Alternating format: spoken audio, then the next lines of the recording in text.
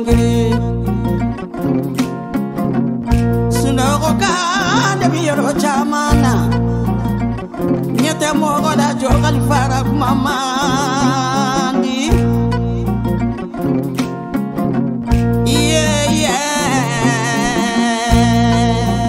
make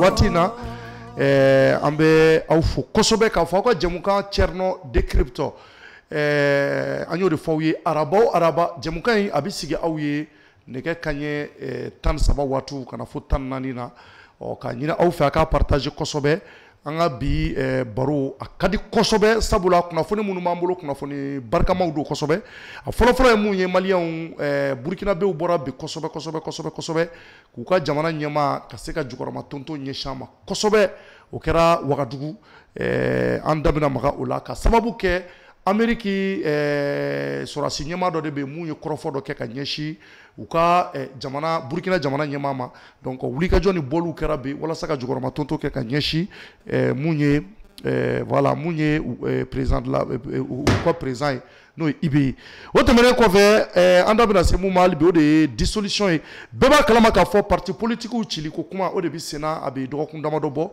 kunu abara munu ni olukun damnene do CCB la o kun chara kunu ni kuma ka muni ambora ko lu fo suro o amina temeni abaro toy tunguni ka wala lu ni ngali chama ke akokono o bole ko ve aba kalama ka fo anga sorasu ni o yanga force armée malienne sebabuku bamanchu kun temena sebabuku ka o anga sorasu wuli ka joke ka seka yemine ka yemine ka job bamanchu u be yere nyini krofo mun temena o la anda mena so fana mako wala wi ama fo yo bismillah ni wati na chorno de kepti jem ka jamana dem fo ko wala mando ka anda ba masa yere fo ka wala mando ka kishika nga prophète le prophète Muhammad sallallahu alaihi wasallam ama nga jamana dugutigi u be fo ka ta kay fo kidal dugutigi bi fa nga fo bi suma ka foli la se dine nyum ko be mako wala mando ka anga jamana yɛrɛ kalifali bɛ maa minnu na bi an b'u fo ka duwawu k'u ye ala ka jamana in ta fanga d'u la bi tilegɔ in na ani maa min bɛ ɲɔgɔn bolo bi o ye Ibusi ale de y'an ka bi invité ye Mohamed Sek ale bɛ n kɛrɛfɛ bi ka se ka baaraw sabati Ibusi i ni tile.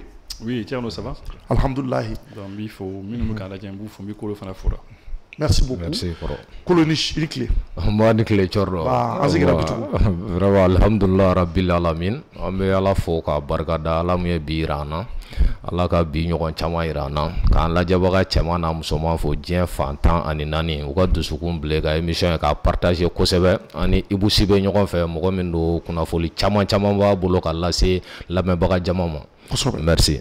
Merci beaucoup Mohamed Seko nɛgɛ karafɛtigi o ye nin waati na Musa ale b'an bolo kɔrɔ ani ka bila Prince kan an bɛ u fo k'u waleɲuman dɔn k'a fɔ jamanadenw ye k'u ka partager kosɛbɛ an bɛ bi ye avril kalo tile 30 san 2025 sini ye le 1er mai n'o ye baarakɛlaw ka don ye Inch'Allah ni ma fili o kan ka chômer diɲɛ jamana bɛɛ kan baarakɛlaw ka don de don kɛrɛnkɛrɛnnen o de ye le 1er mai a bɛ fêter san o san jamanabaw kɔnɔ le 1er mai fête de travail a bɛ o ye sini de ye ala k'an si jɔ k'a kɔnɔ amin o bɔlen kɔfɛ Kolo ani ka bila an ka invité n'o ye Ibusi ale de b'an bolo kɔrɔ bi Mohamed Sek an b'a fɔ jamanadenw ye k'a fɔ tilegɔ in na burkinabew bɔra kosɛbɛ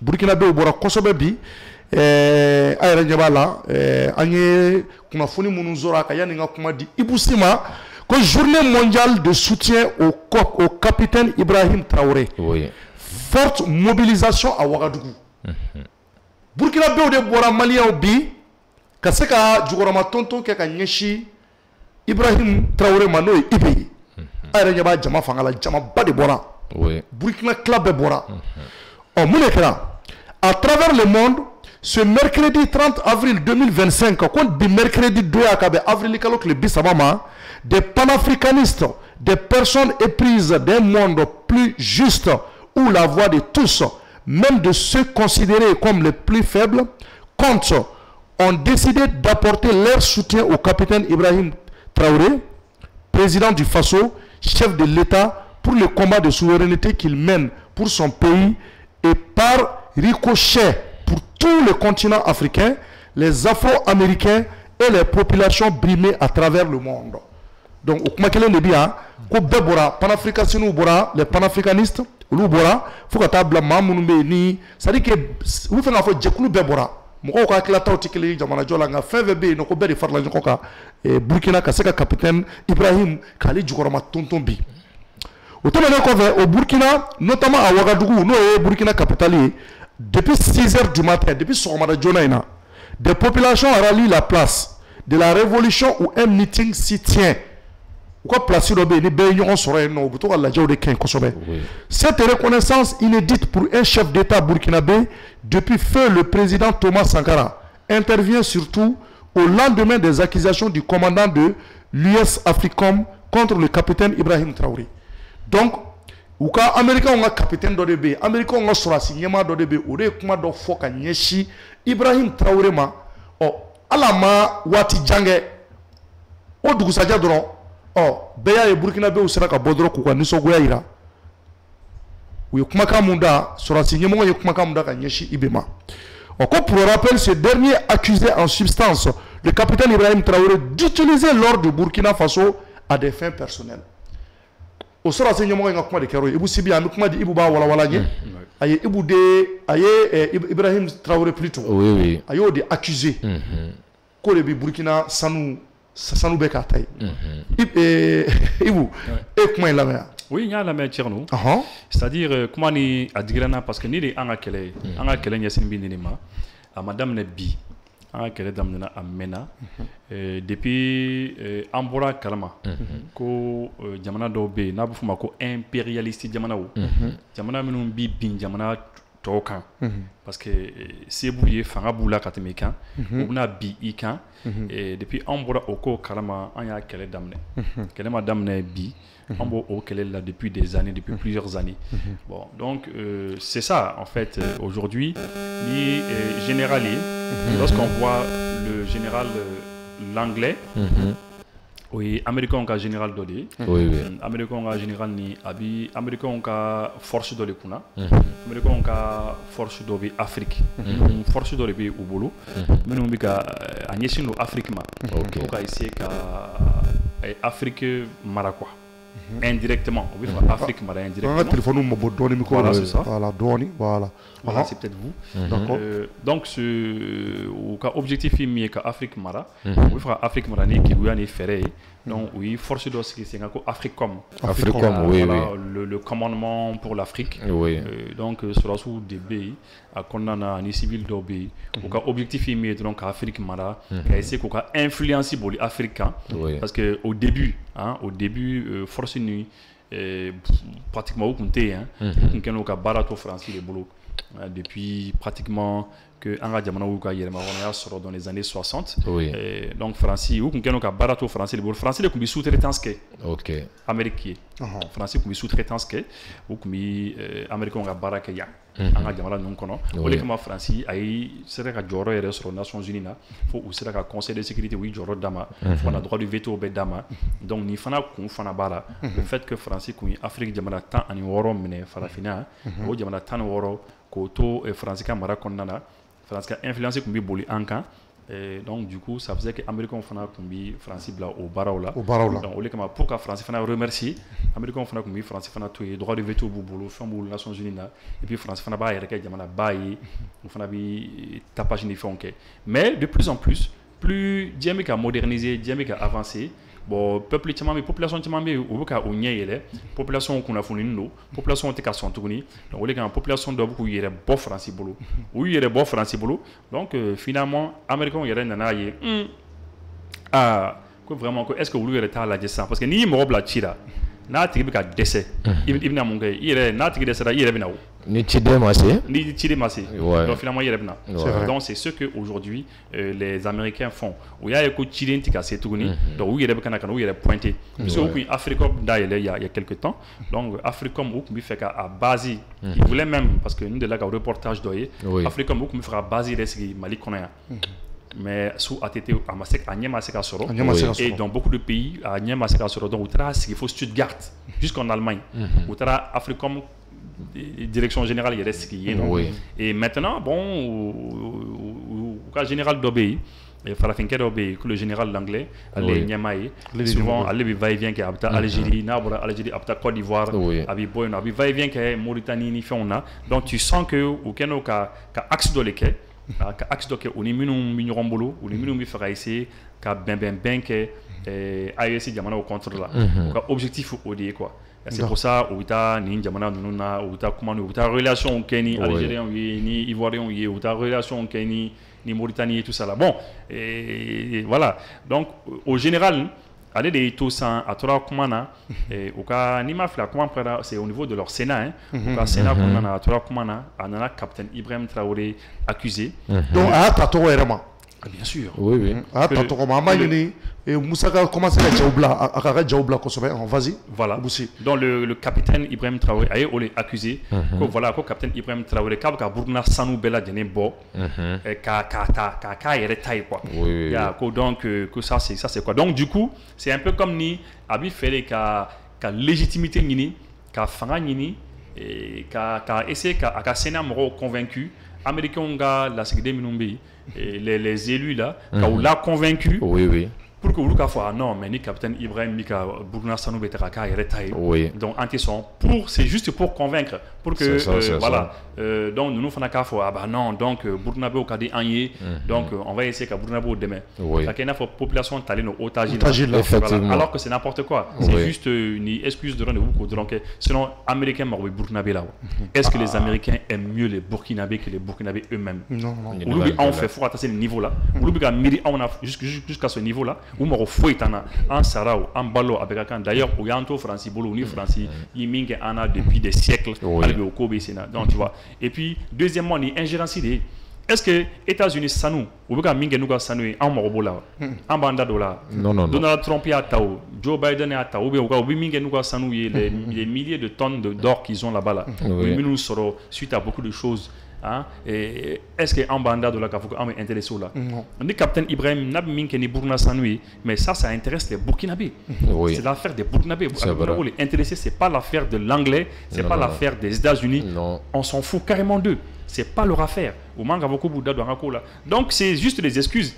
C'est un peu comme Colin Powell. En général, Farafin de Fana Colin Powell, allez Fana Sando Fana, il faut que Irak chi, on a que Tourna, à Borani, bombe nucléaire et comment voilà, qu'a qu'a Fokowi, voilà, qu'a Galon d'autres, qu'a Naka Fendoy, qu'ils sont en train de développer une bombe nucléaire, tout ça là, des bombes chimiques qu'il faut développer Irak. Mentir devant l'humanité entière. Donc mɔgɔw bɛ ka o de ye quoi mɔgɔw ɲɛ b'o natɔla la o de ka Burkina Faso bɔra bi ka manifester fan bɛɛ pour k'a yɛrɛ k'a fɔ ko olu b'u ka dirigeants kɔ olu b'u ka population olu b'u ka sa population bɛ dirigeants kɔ olu bɛ ɲɔgɔn fɛ bingani foyi tɛ yen sani olu ta de fɛn o fɛn mana o jɛ o b'a kɛ c'est un peu comme un peu le Mali quoi où je vois une certaine Linda Larbaoui Algérienne muso dɔ a bɛ taa débat kɛ a ka débat kɔnɔna na a b'a fɔ ko non ko Mali ko gɛlɛya bɛ Mali ni Algérie cɛ ko Tinzawatène ko sanu bɔrɔba dɔ de bɛ yen nɔ an ka Tinzawatène ko sanu bɔrɔba dɔ de bɛ yen ko o de ye gɛlɛya ye quoi ne ko mais sanu bɛ jɔn de ka territoire kan. Donc c'est un peu comme ça et donc à Kolmbité et moi je pense que il y a un mec au Mali on fait quand ambassade des États-Unis d'Ala quand a manifesté ainsi que au Niger je ne sais pas nous mais ce serait bien que dans une confédération ce serait bien que vous fassiez quoi. OK. Oui, d'accord. Donc, Kolo Kuma Bibolo Kafara Sitaka, parce qu'en réalité, aujourd'hui, Ami Sikaka Kafo, Jamanadoum Bora Kosobe, Moussa fait Aka Djaou Lateme, parce que Burkina Bé ou Bora Waka, Karikona Mine, Be Farla Nyonka, Karikona Mine, Nisoguaira, et Kumaka Muna Fora Kanyeshi, Ibema, Ko Ibrahim Traoré de Bika. Burkina Sanu beka kelenda ye k'a bɛ k'a don a sagola da fɛ cogo min y'a diya donc i b'a fɔ Ibu y'a fɔ cogo min na kumakan in bɛ fɛ ka dɔ wɛrɛ yira u bɛ fɛ ka yira de tout simplement k'a fɔ jamanadenw talen bɛ otage la u tɛ se ka fɛn k'u yɛrɛ donc an y'a ye k'a fɔ Burkina Faso bɔra depuis 6h du matin kunnafonidilaw ka kuma na depuis sɔgɔmada joona fɛ u bɔra ka taa ɲɔgɔn sɔrɔ effectivement c'est le cas u ka ɲɔgɔn jɛba bɛ kɛ yɔrɔ min na u ye ɲɔgɔn sɔrɔ donc o b'a yira k'a fɔ u déterminé don kosɛbɛ kosɛbɛ a ko la k'a yira k'a fɔ kumakan mun n'a bɔra général da tiɲɛ tɛ kuma b'i bolo. Ok, merci Chorno, merci Ibusi. I b'a fɔ a y'a fɔ cogo min na an bɛɛ ye fɛn ye bɔlɔlɔ kan mais Chorno ka accusation sugu dɔw ta k'a ɲɛsin jamana dɔ ɲɛmɔgɔ ma jamana marabaga ma k'a sɔrɔ daluya foyi foyi avancelen t'a la franchement bon Ibu y'a fɔ cogo min na i bɛ nin ye minɛn mun kɔnɔ dɔrɔn c'est fɛn dɔ de ɲinitɔla don et puis général Langlais ka kuma kɔnɔ a ma dan sanuko dɔrɔn ma a ko ko Burkina ressources minières dugu jukɔrɔ fɛn min bɛ Burkina bɔ bɛɛ kɔni b'a dɔn sanu de ka ca ye kosɛbɛ a da tilala ka se yɔrɔ dɔ fana ma Ibusi yɔrɔ min na a b'a fɔ ko les ressources minières et la coopération avec la Chine.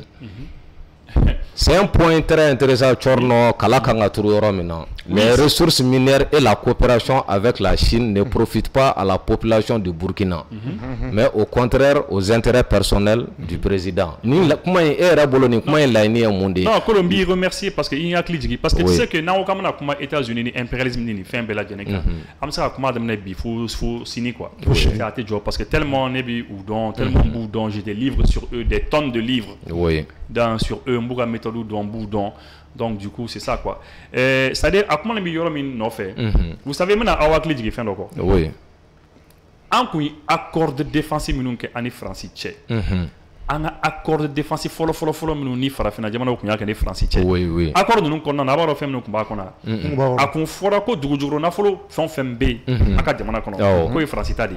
Oui. An yɛrɛ ka jamana dugujukɔrɔ nafolo an ka dugukɔrɔ nafolo sa an ye Faransi ta de ye an ka dugukɔrɔ nafolo bɛɛ ye Faransi ta de ye an n'an bolo fɛn Faransi de kun y'a voilà an n'an bolo fɛn bɛɛ et puis dugukɔrɔ nafolo fɛn o fɛn bi se ka kɛ sababu ye ka bombe nucléaire ninnu dilan ou bien ka fɛn dilan fɛn min yɛrɛ ma lakodɔn fɔlɔ ko a bɛɛ y'u ta ye vous imaginez un petit peu tout ce qui n'est pas découvert c'est ni dugujukɔrɔ nafolo dɔ nana ye e ka jamana kɔnɔ lakodɔnnen ani mun ma lakodɔn voilà fɛn o fɛn ma lakodɔn n'a bɛ se ka kɛ sababu ye ka fɛn jugu ka bombe juguba dɔ dilan don dɔ la a bɛɛ y'u ta ye je vous dis hein au accord de défense ninnu kɛlɛla le k'olu bɔ yen fo ka tila ka modification kɛ accord de défense la fo accord de défense kow nana jɔ donc maintenant qu'est-ce que les Américains ils disent abi san fila ɲɔgɔn bɔ Américains de la k'a fɔ ko vraiment ko olu ɲɛ b'a la cogo min na ko Russes bi ka na Burkina ni AES jamana ninnu kɔnɔ cogo min na ko dugujukɔrɔ nafolo minnu bɛ yen k'a bɛna kɛ sababu ye ka Russes renforcer k'a bɛna kɛ sababu ye ka Chinois fana renforcer parce que le fait que an bɛ ɲɔgɔn bolo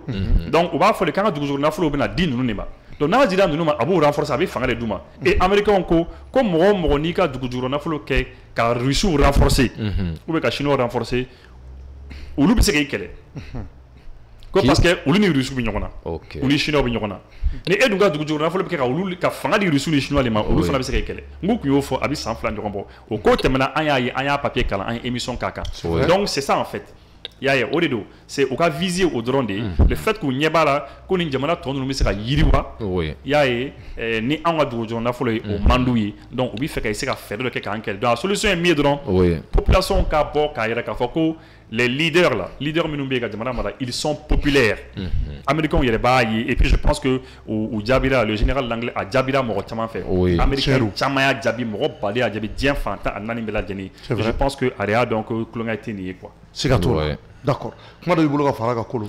bon déjà nin Chorno n'i ye kuma ninnu ta k'u jate minɛ i b'a dɔn jɛ o jɛ bɛ yen nɔ surtout la coopération entre les États c'est purement basé sur des intérêts. I ka intérêt tɛ jɛ o jɛ la jɛ o jɛ nafa tɛ s'i ka dugu ma c'est pas la peine ka don a la. nin kɛlɛ ninnu y'o dɔrɔn de ne yɛrɛ kɔni ka faamuyali la parce que n'o y'a sɔrɔ Burkina ni Amérique de tun bɛ coopération na bi ka ressources ninnu exploiter nin kuma in tɛ fɔ mais Maître Ibusi ne tun bɛ fɛ ka ɲininkali mun k'i la toujours nin coopération minnu bɛ yen nɔ nin wagati in na ni Burkina ani Chine cɛ ani Burkina ni Russie cɛ e bɛ nafa dɔ dɔn a la kelen ou bien fila saba ɲɔgɔn na mun nafaba sera Burkina yɛrɛ jamana n'a population ma parce que n'i ye population bɔlen ye ta gansan tɛ quoi. Mais bien sûr, c'est-à-dire n'i y'a jateminɛ bon d'abord nafa fɔlɔ min par exemple an bɛ nafa fɔlɔ min sɔrɔ o ye kɛlɛkɛminɛnw ye. parce qu'en jamana bi guerre là a guerre provoqué no mo fait mo ba financer aux États-Unis ni OTAN ni Union européenne modi le ka financement ke bon maintenant ami na fa folo mi soro wi quelques meno yi Chine bi quelques meno chama la sama Russie fana bi quelques meno chama la sama o quelques meno me ka sababu yi ma yere deme mo kana jidi na ko Russie do ka quelques meno de Chine bi quelques meno da ka chade Chine bi quelques meno pas les dit d'abord oya na fa folo bon maintenant Anyeba la bibina usine dɔ bɛ ka dayɛlɛ Burkina je pense que maliyɛn caman yɛrɛ bɛ k'a fɔ ko mais ko olu ka min faamu ko ni an saba ka transition ta maliyɛn caman b'a fɔ la sisan ko Burkina ka teli ni tɔw ye parce que i b'a ye usine de tomate bɛ dayɛlɛ sira dɔw bɛ ka dilan u bɛ ka terrain ko dɔw kɛ yan fɛ yen ils sont dans beaucoup de projets sira ninnu bɛ ka dilan ni jamana yɛrɛ ka sira dilan minɛn sannenw de jamana ka sira dilan mais mɔgɔw ɲɛ b'a minɛnw na o minɛn minnu bɛ don Burkina bɛ minnu bɛ taa a minɛnw kunbɛn port ni fɛnw na Burkina bɛ kɛ dɔ yɛrɛ bɛ yen ale yɛrɛ bɛ to ka content n'ale taara jɔ minɛn ninnu des kilomètres de matériel agricole ani matériel minnu bɛ sira dilan n'i taara jɔlen minɛn ninnu kɛrɛfɛ a bɛ kule ka kule cɛ ka vidéo bɛ se ka 200 000 vues kɛ un coup donc lorsque n'i y'o ye c'est le développement qui est en marche n'i y'a ye sɛnɛko ta fanfɛla la fana na u bɛ ka blé fana sɛnɛ ko bon k'u kun hakili la ko fɛn minnu yɛrɛ tɛ marché n'o ye avocat ye qui prennent plusieurs années ani cacao ninnu k'u hakili la k'o tɛ marché mais ils sont en train de le faire au fana bɛ ka marché donc les Burkinabés disent mais non mais attendez mais on se réveille ou là kabo snoro da de ube c'est quoi ils comprenaient pas que ou kun disela ka avancer ou ka accompagner aérien ko fana sigi 5 ans ils voyaient que chantier tchamambi ou beaucoup yene ko me ko capitaine ni ko mais c'est quoi il est en train de faire plein de chantiers en même temps boy aussi olu yɛrɛ dɔrɔn tɛ dɛ ne yɛrɛ personnellement ne yɛrɛ bɛ n yɛrɛ ɲininka nin kuma in na parce que n'i y'a ta k'a lajɛ n'i y'a si jamana saba ta k'a lajɛ Burkina bɛ ka taa ni teliya dɔ ye e yɛrɛ b'o teliya in bila mun minɛn de kɔnɔ parce que moi-même je me pose cette question il a quoi comme secret que les deux autres pays là n'ont pas. Non, bon, en fait, Capitaine Bega, projet Tchama Mingesan, un projet Tchama c'était des projets qui étaient déjà là. Un projet au Kumbé déjà. Ok. Au Kumbé, il fallait juste qu'on l'aborde tiroir qu'on a, et puis qu'on étudier Kanye, et puis voir la faisabilité. Donc, au projet Kumbé, donc il y a beaucoup de projets comme ça là-bas. Donc, Tchama Kumbé déjà, et puis au Kumbé, tu es en stand-by, au Kumbé Marala, tu vois, au début. Et puis, le Burkina aussi, vous voyez, là-bas, c'est le pays de Thomas Sankara. Thomas Sankara, qui a Diamala Dedo. Vous voyez que Thomas Sankara, en l'espace de 4 ans, entre 1984 et 1987, il a rendu le Burkina Faso autosuffisant alimentairement. Ça veut dire quoi? Au Corée, que c'est un nanin qu'on a, Burkina Kumbika, donc à face, ça battait à Diamana Kono. Alors que Anna Diamana, depuis depuis indépendance, la phobie. Eh bien, Anna Diamana, Chimouka, Yerma sur le Dunga face, Dunga Fanfela là. Mais Burkina, c'est un nani. Faut l'Organisation mondiale de la nourriture, le PAM, voilà, PAM, le programme alimentaire mondial, occupé du Dominico là, où lui il est qu'on y Burkina félicité. Comme vraiment cool ma sera min famo ko Thomas Sankara sa nani ndoro Burkina ou bi haricot vert séné ou bi malo ou bi faim béquet et ils mangeaient à leur faim. Ça n'a rien mais lorsque Thomas Sankara sera systématiquement Burkina Binatouni. Donc le capitaine il a ses idées, il a une bonne équipe qui est compétente et qui ils sont intégrés et puis ils sont compétents. Et donc oui avancer rapidement au projet là et puis nous projet min dame là dans un projet bien exécuté et puis ils arrivent à faire et puis ils avancent vite. Bon maintenant pourquoi Diamala tourne ou l'obisera suma donné ne kon bolo bon Diamala ka réalité au tikélé.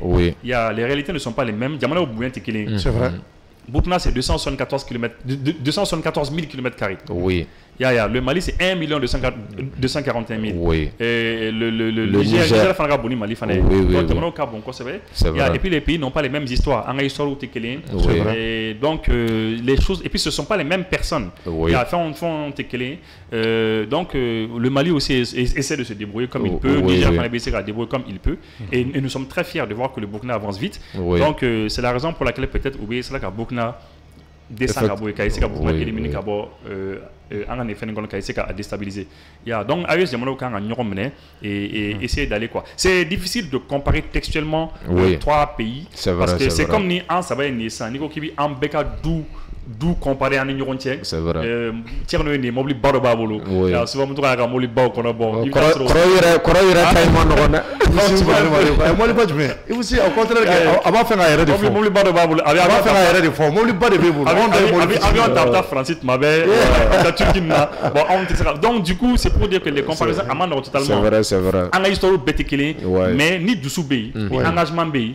an ka jamana k'u cɛsiri dɔrɔn i n'a fɔ ka terrain ni fɛnw k'an ni ɲɔgɔn cɛ et puis développement maintenant ça va s'amorcer puis ça va y aller. Sika t'o la merci Ibousi ni mun ye sɔgɔmada in na kunnafoni ye Mohamed Seck k'a fɔ jamanadenw ye siga t'a la jama bɔra bi kosɛbɛ Ouagadougou donc an bɛ Burkinabew fo k'u waleɲuman dɔn yan k'a fɔ nin ko de kɛra bi yen nɔ ka se ka président ka soutenir kosɛbɛ u yɛrɛ ɲuman na ko depuis Thomas Sankara sara ko nin ɲɔgɔnna ma deli ka kɛ fɔlɔ mun kɛra bi sɔgɔmada in na u y'o fɔ.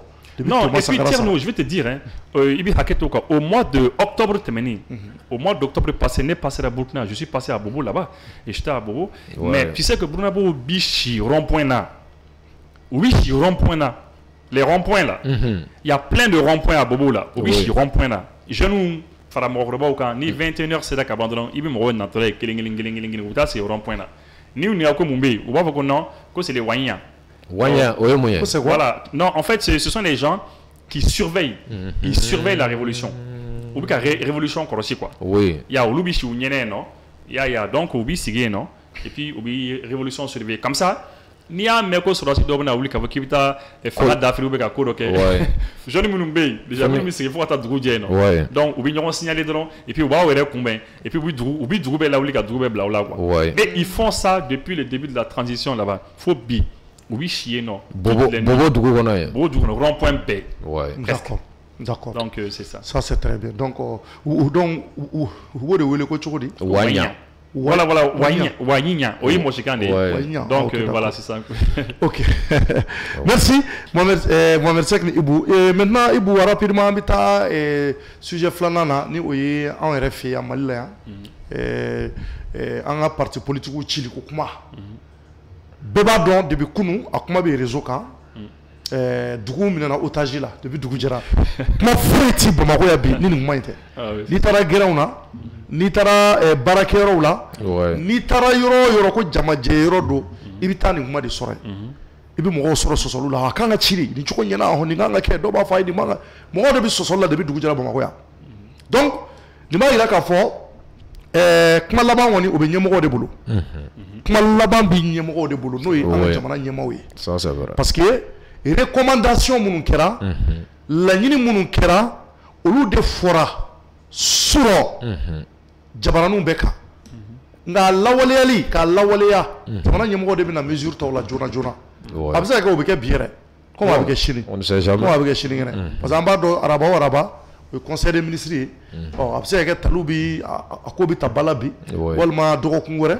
walima waati nataw la nin waati in na anw fana bɛ jɛmukanw sigi a kan ka hakili falen-falenw kɛ jamana yɛrɛ bɛ jɔ ni hakili falen-falen de ye pour que an ka se ka ɲɔgɔn dɛmɛ jamana yɛrɛ bɛ se ka jɔ cogo min na bɔlɔ kelen kan voilà maintenant ne ka kuma bɛ mun na ka ɲɛsin Ibousi komi e y'an ka bi invité ye an bɛ don parti politiques ka ko kɔnɔ mɔgɔw b'a fɔ ko c'est à dire que k'an bɛ waati mun na Ibou nin waati caman y'a yira k'a fɔ ko ka partiw ci i b'a fɔ dɔw fana y'a yira ko non k'an m'an ka ci bɛɛ ni hakilata don a bɛɛ maliyɛn den kelenw ye kunun an ye imam wele yan imam Sada y'a yira k'a fɔ ale ka laɲini mun ye an ka Mali bila ɲɛfɛ k'an ka mɔgɔw kana fɔ k'u bɛ nin ko in kɛ sama-sama ye ko Mali de ka gɛlɛn nin bɛɛ ye bon maintenant minnu b'a fɔ ko jamana in a cibaa ye parti politiques de ye ko an ka jamana gestion parti politiques de don ko an ka jamana ka bila retard la bi ko parti politiques de don k'a ka ci bɔgɔ ko parti politique de don minnu bɛ nin kuma ninnu fɔ e ka tilata ye mun ye nin na e bolo olu de nɔ don wa. Bon voilà bon en fait minnu y'o fɔ o ye u ka opinion de ye o ye u hakilina ye bɛɛ ni hakilina jamana ko la bɛɛ b'i hakilinata fɔ mais ne kɔni bolo c'est pas ça ne bolo parti politique dɔrɔn tɛ quoi k'a fɔ ko parti politique de ye jamana ci ka jamana se nin niveau ni fɛnw na non parce que parti politique u bɛ jamana mara c'est vrai les politiciens n'u ye fanga sɔrɔ u bɛ jamana mara mais u t'a mara ni politiciens dɔrɔn ye o effectivement u b'a mara ni jamanadenw bɛɛ de ye o u b'a mara ni commerçants dɔw ye u b'a mara ni je vais dire des gens qui travaillent à UDM u b'a mara ni mɔgɔ dɔ ye mɔgɔ min baara kɛ Sotelma ni Orange ninnu na u b'a mara ni sɔrɔdasiw dɔw ye u b'a mara ni impôt baarakɛla dɔw ye minnu tɛ parti politique donc en fait u b'a mara ni maliyɛnw de ye o politiciens fɛn o fɛn mana na fanga na a même sɔrɔdasiw minnu ye nin ye fanga na u tɛ k'a mara ni maliyɛnw de ye donc c'est une responsabilité partagée o ye bɛɛ de ye quoi jamana marabaga min bɛ na o bɛ se ka kɛ politicien mais a bɛ ka jamana mara ni bɛɛ de ye donc ni tiɲɛni kɛra jamana kɔnɔ ni a waati kɔnɔna jamana binna aw bɛɛ de ka responsabilité don fɛn o fɛn kɔni donna a gestion kɔnɔna na a bɛ se ka kɛ minnu b'a don gestion kɔnɔna na olu sera fɔ k'olu ma foyi gérer olu sen t'a ok o ye tiɲɛ ye mais fɛn o fɛn kɔni bolo kɔni donna la a ko e kun bɛ baara kɛ yɔrɔ dɔ la e nana e yɛrɛ sɔrɔ ministère la e nana e yɛrɛ sɔrɔ comme DG quelque part directeur national un truc comme ça et n'a ma ɲɛ aw bɛɛ de ye responsable a kɔnɔna na donc c'est pour dire que i tɛ se ka dɔw bɔ a la ka dɔw ta la non c'est tout le monde c'est tous fɛn o fɛn gestion kɛ u bɛɛ le sen b'a la bon ala dun b'a dɔn ko minnu ye gestion kɛ politiciens dɔrɔn tɛ u ni mɔgɔ dɔw ye baara kɛ olu ma deli ka politique kɛ mais kunu hakilila minnu taara aw bolo hakilila ninnu na c'est à dire que jumɛn de yɛlɛma kan ka don jumɛn na parce que an y'a ye k'a fɔ dɔw ko k'u ka parti politique kɛ 5 ye parce que laɲini kɛra o ye ninnu ka baara in kɔnɔ u ka tile damadɔ baara kɔnɔ ko ka parti politique dɔgɔya k'a kɛ 5 ye tali mun bɛna kɛ désormais k'a kɛ 5 ye tari aw bolo est-ce que furuku tɛna b'o la wa ou bien o kɛcogo kan ka kɛ cogo di pour que mankan kana b'o la ɲɛnawolomani kana b'o la mɔgɔw k'a ye k'a fɔ k'o kɛra cogo wɛrɛw la quoi. Oui, mais tiens, c'est-à-dire, par exemple, déjà, sur la question, est-ce qu'il faut-il qu'il y ait d'abord partout là moi, je pense que pratiquement, ben, il y aura les politiciens où il y a son nom. Les partis politiques où il y a son nom, il y a d'abord partout là. Parce que partout, aujourd'hui, partout, à Forako, le ministère, il y a c'est 297 partis. Il y a pratiquement autant que ça va. Oui, ça va devoir dire que ça va. Bon, moi, il y a Akachano. Bon, mais maintenant, on a un ministère qui a chiffré. Oui. Bon, partout, Kacha. Benaka. Maintenant, moi, je suis en Minka. Abana Walia Choudman, Abana appliqué Choudman. Oui. Parce que parti politique, nous sommes en rencontre là. Oui. Au lieu que les 101 partis, au lieu que les connaissons, Koulubolo, Koka critères dans les séries 5 ans. Il faut mettre des critères. Il y a un charia dans oui. C'est ce qui est nyonga. Facile avec le amina. Car la dia facile kake. Le parti doit éliminer. Faut attendre partout doit. Donc il y avait à peu près 101 partis présents. Ah 101. Parti keme ani parti kele. Ani parti kele o le kumekena. Voilà, ulu les. Moi bekero lu nyana. Voilà, ulu les c'est bien. A bekero lu maison de la presse là. Voilà. D'accord. Bon maintenant mo do ko non ko niya keten ko o te stranyuma e ki ba ci doron niya ci. Maintenant, il y a ces parties dures imposées, c'est des myriades quoi. Hakilna dure. Oui, hakilna. Oui. Voilà, par exemple, d'où se rappelle que lui droite moyen, d'où se rappelle que lui gauche moyen, d'où se rappelle que lui centriste, d'où se rappelle que lui démocrate, d'où républicain. Bon, je sais pas quoi. Myriades minumbe, pour qu'à comme ça, faut que parti bekata n'ont sur au konana. Donc maintenant, c'est manga parce que pour parvenir à réduire les partis, c'est-à-dire pour qu'à partout les réduire, car d'abord partout le nombre là, pour qu'à c'est au lema, qu'elle a été au rôle là, au lieu que ma moitié et que tu dois qu'attendre Israël. Donc on a c'est pas la peine qu'à ti, qu'à critère de que même sur qu'elle savait qu'à partout qu'à éliminer comme ça, voilà partout bi réduit ou automatiquement. Donc au débat les Sénat. Donc jusqu'à présent, je pense que allez, assiser les concertations là, parce qu'on fait assiser au mieux qu'on tire au lieu de faire à partout et puis voilà quoi, et puis qu'on attend sur 5 parties. Et bon maintenant sur le terrain, maintenant que tu du mana, bon je pense que atteindre ni Myriam il faut réfléchir. Ça c'est vrai. Il faut hakli dirabo ka mo kasi ka milika la je ko bisa ka toujours mona. C'est un peu ça quoi. C'est un peu ça. Mais c'est ça, ne ka jatemina fara na tuguni. Anya yi kunu kuma la a yira la k'a fɔ ko laɲini minnu kɛra ko opposition fana ko k'o ci ka bɔ yen. Chef de file de l'opposition voilà chef de file de l'opposition. Chef de file de l'opposition ko k'a bɔ yen.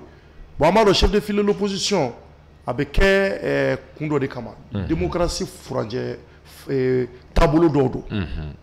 Mais tari n'o bɔra yen aw yɛrɛ bolo o ka ɲi wa a bɛ na ni yɛlɛma caman ye. Bon, nous connaissons la décision parce que nous avons fait un papier au Konana. Le statut du chef de file de l'opposition, parce que le décret de l'État, il est fait. Il est fait décret du chef de file de l'opposition. Désormais, chef de file de l'opposition, sinon, il y a un sentiment à raconter.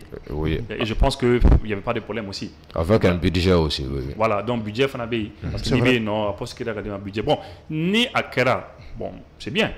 n'a sɔrɔ a ka démocratie bɛ ka fonctionner ka ɲɛ n'a sɔrɔ démocratie yɛrɛ yɛrɛ de b'an fɛ dɛ parce que ne bi mouvement minnu na anw ka miiriyaw la c'est-à-dire démocratie yɛrɛ yɛrɛ tɛ an ka jamana ninnu kɔnɔ quoi y'a non même mɔgɔ b'u disi gosi ko même ko Sénégal ani Côte d'Ivoire ni fɛn ko démocratie be non démocratie yɛrɛ yɛrɛ tanga farafina jamana ninnu kɔnɔ koyi ya o y'anw miiriyaw ye quoi ya donc mais n'a y'a sɔrɔ a bɛ jamana min démocratie yɛrɛ de bɛ yen ya et puis chef de file de l'opposition bɛ jɔ u jɔyɔrɔw la u bɛ baara kɛ comme il le faut moi je crois que c'est bien a ka ɲi a ka démocratie ma voilà mais maintenant n'a y'a sɔrɔ démocratie yɛrɛ tɛ yen et puis chef de file de l'opposition ye ten dɔrɔn de façade e kɔni bɛ yen ten dɔrɔn i n'a fɔ Algérie président bɛ yen cogo min na il est là de façade a kɔni bɛ yen ten dɔrɔn mais généraux de bɛ ka jamana mara moi je crois que c'est voilà quoi ce n'est pas la peine minnu kɔni ko c'est pas la peine ninnu ko c'est pas la peine ko ka bɔ yen ko musaka min bɛ ka di chef de file de l'opposition ma k'a ka kɛ ka essayer ka jamana yɔrɔ dɔw yiriwa ka don œuvre sociale dɔ la ka taa ji di mɔgɔ dɔw ma ka kuran di dɔw ma bon voilà u miiriya u hakilinata don mais moi personnellement ni ne kɔni ɲininka moi je crois que démocratie yɛrɛ t'en fait déjà quoi parce que ni démocratie yɛrɛ nacogo filɛ an fɛ u y'an lawuli ka bɔ sunɔgɔ la ko désormais k'a ka kɛ démocrate ye an ka démocratie nana ten n'a fɔra an ka démocratie nana cogo min na n'a fɔra ɲɛna mais c'est stupide c'est aberrant n'a histoire fɔra ɲɛna e yɛrɛ bɛna fɔ mais c'est pas possible o bɛ se ka kɛ cogo di donc moi personnellement hein, ça ne me fait ni chaud ni froid d'accord a bɛ o a tɛ yen a bɛ ka kan ne ma oui jumɛn ye vous chef de file de l'opposition mais Thierno ne yɛrɛ bɛ ɲininka yɔrɔ n yɛrɛ ɲininka est-ce que nin wagati in yɛrɛ la opposition yɛrɛ bɛ yen wa kuma tɛ chef de file de l'opposition ma an filɛ lahalaya mun kɔnɔ sisan parce que je vois que lasigi kɔnɔna na nin kuma in nana par exemple n'o y'a sɔrɔ an bɛ démocratie ko de kɔnɔ partis bɛ yen nɔ partis sinaw bɛ yen parti sinaw n'o ye opposition olu ka ɲɛmɔgɔ ko kuma bɛ fɔ ou bien parti sinaw bɛ n'ale sigi wa est-ce que e ka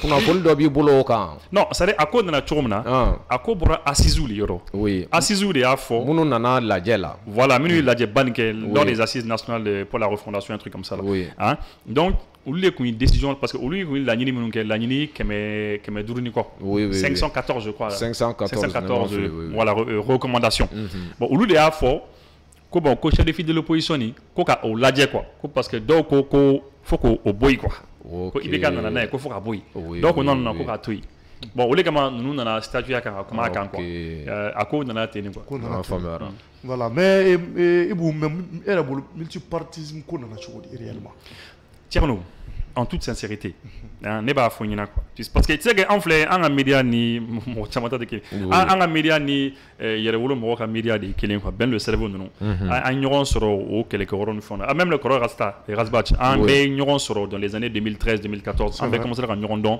an ka médiaw kun ye min ye c'est vrai que après kɔfɛ médiaw fɛnw problème fitinin donna mɔgɔw ni ɲɔgɔn cɛ mais o ye hakilina kow de ye quoi mais an ka média faradama ye min ye jamanaw an ka jamanaw binni de bɛ kɛ an ka jamanaw kan an ka jamanaw binni de bɛ ka kɛ an ka jamanaw kan an bɛ o le contre la voilà sinon ni problème bɛ maliyɛnw dama ni ɲɔgɔn cɛ moi ça me regarde pas hein maliyɛnw dama ni ɲɔgɔn cɛ c'est la raison pour laquelle ne ka émission filɛ i tɛ ne ye généralement k'a ye ko nin ni nin bɛ ɲɔgɔn na ne taara nin fɛ ne taara nin fɛ i m'an teli ka ne ka émission ye ne nin dɛmɛ nin kan généralement ne tɛ mêler o la quoi mais ni ko bɛ Mali ni jamana wɛrɛ cɛ ou bien ko bɛ Mali ni mɔgɔ wɛrɛ cɛ c'est là que i bɛ ne bɔtɔla ye quoi il y a ne ka base parce que nous on bɛ impérialisme kɛlɛ la quoi Thierno an bɛ multipartisme min fɔ n'a bɛ constitution kɔnɔ ko mara kana kɛ multipartisme na parce que constitution l'article 185 de la constitution a fɔra ko mara kana kɛ fɛn dama damani na jamana laïcité mara kana k'a la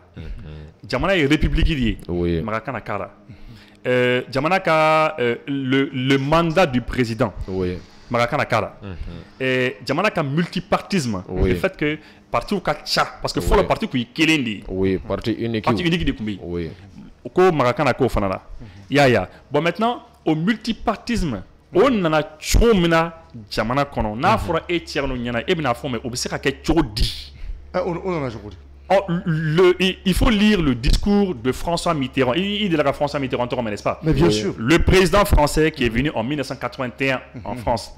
Minkara Francis président en 1981. Ça va quoi faire Netara Francis. Moi Netara Francis en 1984. Et de l'année on a démissionné avec un. Allez en 81. Allez les discours d'Oké le 26 juin 1990. Naïdia Bibina ni Mimi Galon. Ni Galon c'est facile à vérifier. On peut Google quand on taper discours de François Mitterrand du 26 juin 1990, le discours de la Baule. La Baule c'est une commune en France, c'est en Grande-Bretagne, c'est en Bretagne. Bon maintenant, il discours dans les quais. Au discours qu'on en a, ayi farafina jamana bɛ le wele u ka mara bɛ mɔgɔ mɔgɔ kan o y'a sɔrɔ an bɛ an ka yɛrɛmahɔrɔnya sɔrɔ dɛ mais u ka mara b'an kan u ka pression b'an kan u ka emprise b'an kan donc u y'an wele même le Maroc même marocain ninnu bɛ wele il y avait le roi Hassan II à l'époque u y'u bɛɛ wele ka n'u bɛɛ lasigi François Mitterrand bɛɛ wele n'a ye kini kɛ a bɛ fiyɛli kɛ n'a ye kini kɛ a bɛ fiyɛli kɛ a b'a fɔ bon voilà vous savez vous êtes des amis aw farafin jamana fɛn o fɛn bɛ yan a bɛ bɔ Afrique a bɛ y'an teriw de ye vous êtes des amis de la France France bɛ fɛ aw dɛmɛ mais voilà mais vous savez an bɛ fɛ aw ka jamanaw ka taa multipartisme la an ko mɛ multipartisme non a bɛ partiw caya a bɛ partiw caya a ka jamana kɔnɔ an ka bɔ parti kelen ko na an ka taa vers cela bon ni minnu y'a kɛ c'est bien ni minnu m'a kɛ dɛmɛ fɛn o fɛn kan ka k'u ye diɲɛ kɔnɔ o dɛmɛw bɛɛ bi jɔ Banque mondiale kan ka dɛmɛ min kɛ a bɛ jɔ FMI kan ka dɛmɛ min kɛ a bɛ jɔ dɛmɛ wɔɔrɔ minnu kan ka na AFD ani fɛn sira o sira fɛ a bɛɛ bɛ jɔ i y'a ye bon donc ni e y'o fɔ farafinna président ninnu ye u ja tɛ tigɛ u ja bɛ tigɛ bon ko jagoya k'a b'a jagoyaw kan ko allez-y vers le multipartisme k'a b'a jagoyaw kan a ka taa vers la démocratie démocratie ko jagoya don démocratie nana ten dɛ Thierno. Je pense qu'il y a des discours qui sont là, qui sont Moussa Traoré. Bah oui, parce que voilà, effectivement, Moussa Traoré est. Imagine un peu que vous allez aller vers la démocratie. C'est pas comme ni on fait démocratie nana dron, on est nana. Voilà, c'est pas comme nana diamano ya famonko bon maintenant on a ta démocratie là, des choses comme ça. Non, vous allez vers la démocratie. Né là, à quoi moi, Mitterrand, né à sera tracé quoi. Je vous ai tracé une voie, vous passez par là. Mais est-ce que Ouattila, est-ce que la démocratie des fans comme ça nga jamana oma? Parce que Ouattila, la démocratie est du même non, ou dictature. Non, Thierno. Mais c'est à dire il y a une question d'Irané trop. Tu sais pourquoi? Parce qu'il y a une question posée, est-ce que à Ouattila moule kun kan ama? Mais à Djabi mi population de beau don. Mon wala de beau don. Thierno e fait e ka du kono min kan e mané de beau don. Kole de beau don. C'est toi qui sais min kan e ma ka du kono. An ka du kɔnɔ an ka farafina jamanaw kɔnɔna na min ka ɲi anw ma ni démocratie bɛ ni fɛn wɛrɛ don France président de kan ka anw ka président wele k'u bɛɛ lasigi k'a fɔ bon n ye sira tracé a ka tɛmɛ ni nin sira ye a ye taa vers la liberté de la presse liberté de la presse a ye taa vers les élections libres a ye taa vers la démocratie a ye taa vers le multipartisme diyagoya n y'a sira tracé. Est-ce que France président de kan k'o fɔ si tu me permets 2 secondes seulement n nana n'a ka discours parti dɔ ye ok d'accord je vais juste oui. Parce que mes émissions sont préparées à quand je ne m'attendais pas à ce que la question posée mais mes émissions sont préparées à quand je vais juste te lire une partie parce que mes émissions sont préparées mais font très quoi. D'accord. Je vais te lire ça. Ok. Il a dit François Mitterrand à l'époque il a dit quoi je vais vous dire il dit que vraiment je fais appel à votre raison et je pense que nous nous connaissons assez pour savoir que rien ne sera fait entre nous en dehors du respect de la souveraineté, de la considération que nous nous devons.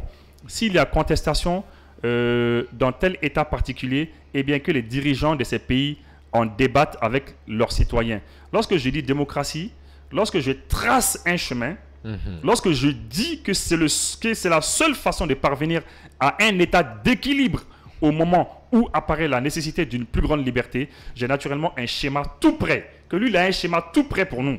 Mais il se foutait des gens, ce gars-là. Hein. Vous ne savez pas cela. Hein? Et que lui, il veut un système représentatif. Qu'on allait imposer un système représentatif, élection libre, multipartisme, liberté de presse, indépendance de la magistrature, refus de la censure. Voilà le chemin dont nous disposons. Quand on sera debout, ou sera tracé, car il en a attendu Israël.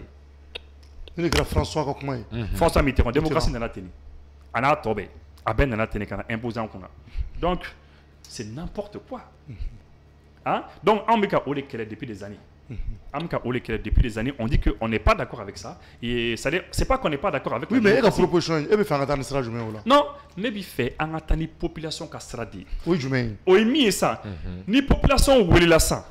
Car bon voilà, ni démocratie modèle les bas on fait. On miria et mouillé. On a une démocratie là. Est-ce que d'abord, aux Maliens, est-ce que vous êtes convaincus? On a une démocratie derrière les bas quoi, bon, nous bon, mouli kan fallait en démocratie là. Mouli kan pour que en démocratie kan gagner. Parce que lorsque on faisait la charte de Kouroukanfouka, 500 ans avant que Français Kaka révolution qui est en 1789. Oui. Il y a une charte de Kouroukanfouka c'est bien en 1236. Oui. Mais sans que me fait les Français n'a qu'à faire que la révolution française que la prise de la Bastille. Donc maintenant mais au Ouattila, on est moulé don. mais il y a une constitution, c'est bien ouati là. Nos constitutions qu'on a fait un débat qu'on a. Oui. Donc du coup, il ne faut pas que il faut laisser les peuples décider. Par exemple, ça. Si il faut que, par exemple, sujet d'obé Djamana qu'on a, mais oui. On ne demande pas à quelqu'un, donc, on a fait pour qu'il y ait question de Djabi, population quand il y a fait on a droit. Ni femme numbe na hakla population ganga nyinga la anga population nyinga jamana kono de nga nyinga jamana do nga nyinga mais ibusi si ça ne fait ka nyinga kunguru no ga chorno rapidement d'accord vas-y ni proposition fait kera 600 démocratie ko kan mais era bolo point fo ita kono qui est positif. Ah si, la démocratie est bien. Mais par exemple, c'est les points positifs dont toi-même tu es d'accord. Et ce qu'on fait ou bien ça va faire à qu'on a la wale arabe, que ça va bien qu'à Sigija. Oui, bon, c'est-à-dire démocratie quand même n'a sur la démocratie yere de bao fait. Démocratie yere bolo monde do. Démocratie yere mi, il y a une élection namara. Kele. I ka mogo nyinga u hakilana fila. I kelenga na foko ebi kelemi décision ta. Saba. Fangai. Mais ibi mogo wuli ka mogo nyinga. Oui. Nous ka jabi kerami. Jabi i kana jabi namara. Ya pour moi c'est une démocratie famuteni. Kiriko ta fanfala fait donc. Voilà. L'indépendance de la justice qui était mentionnée dedans et qui est là jusqu'à présent, c'est positif ou pas? Bon, c'est-à-dire l'indépendance de la justice. Ou ba foko indépendance de la justice oui yere negendi.